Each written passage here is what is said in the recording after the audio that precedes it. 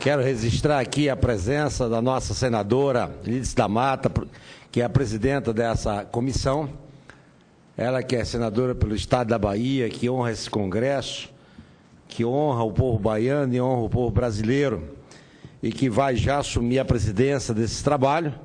Mas antes de a gente passar aqui a presidência, para quem é de Justiça e de Direito, nós vamos já encaminhando umas perguntas,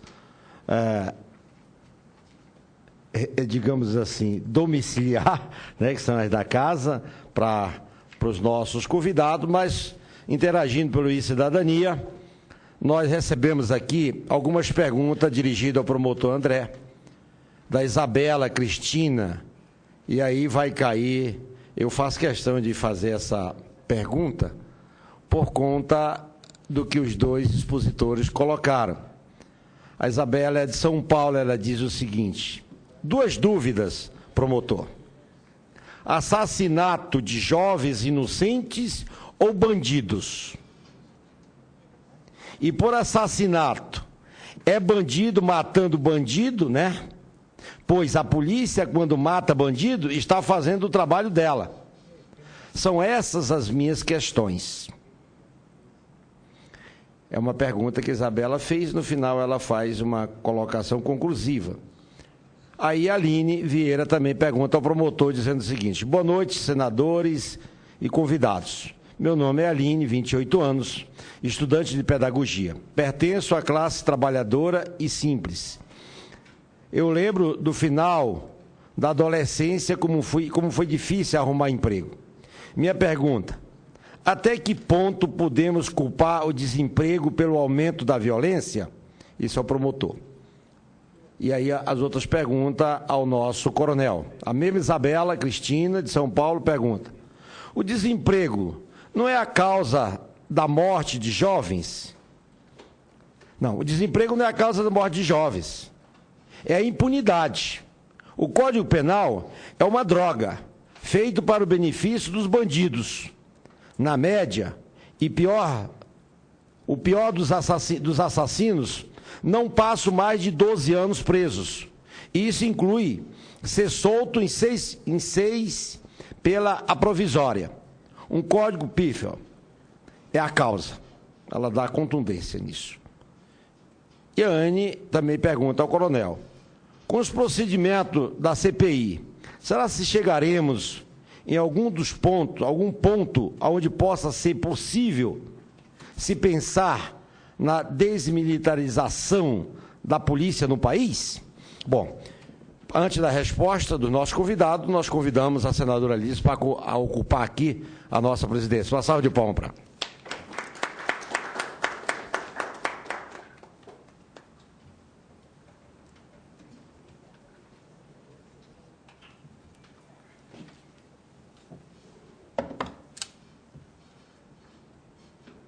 Senadora, é uma honra.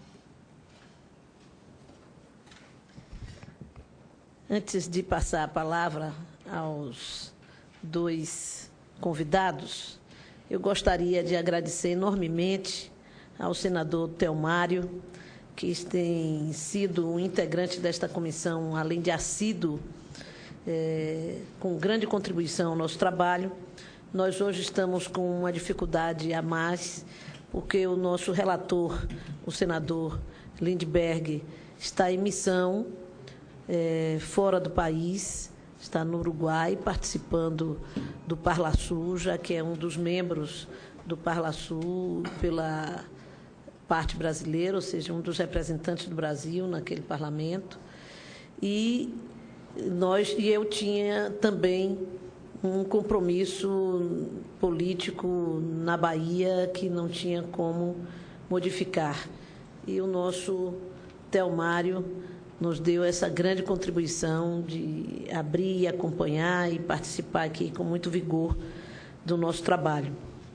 Eu vi uma parte da fala do promotor, Tiago, quando vinha do aeroporto para cá, e ouvi também uma parte do coronel, que ainda deu também para eu ouvir aqui. E já que vocês, nesse momento, estariam respondendo as perguntas, eu queria fazer também algumas perguntas que, na verdade, servem para a gente levar adiante o roteiro nosso de organização do nosso futuro relatório.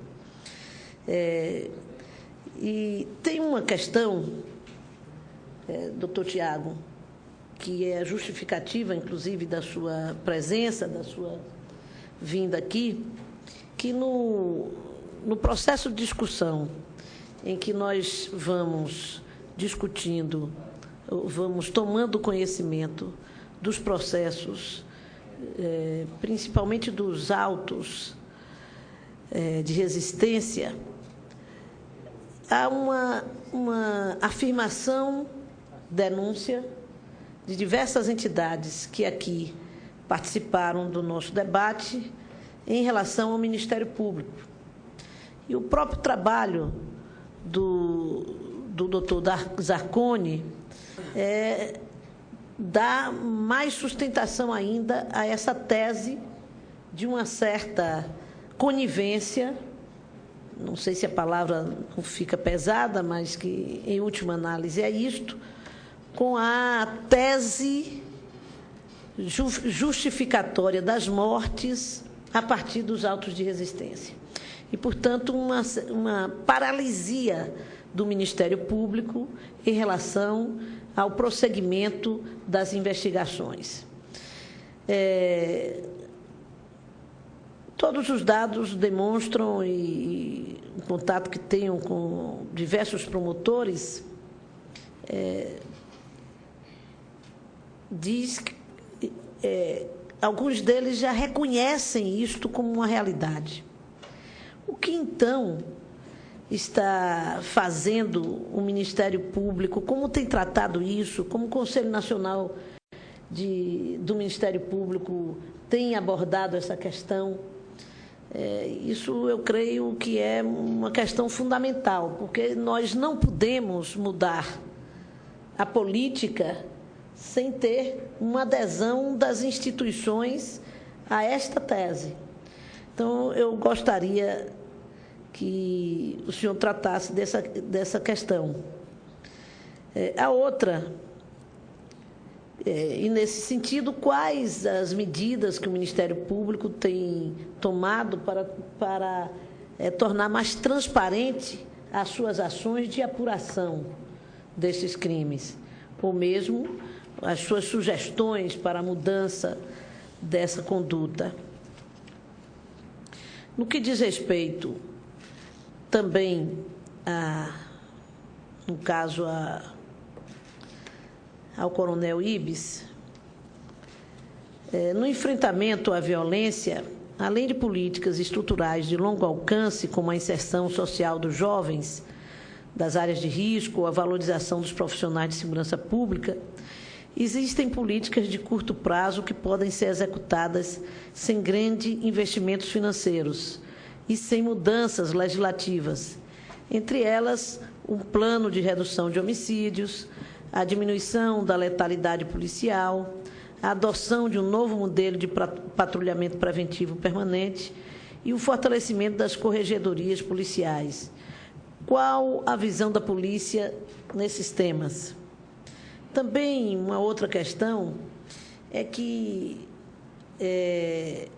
esta questão da polícia da ação da polícia, se torna uma coisa tão contraditória e tão polêmica que inspira, por exemplo, a nossa internauta a caracterizar como um dever da polícia matar os bandidos, né? Quando ninguém tem dever de matar. O dever, talvez, que resulte em matar é o dever do Exército numa guerra em se defender, né, atacando e impedindo de ser morto.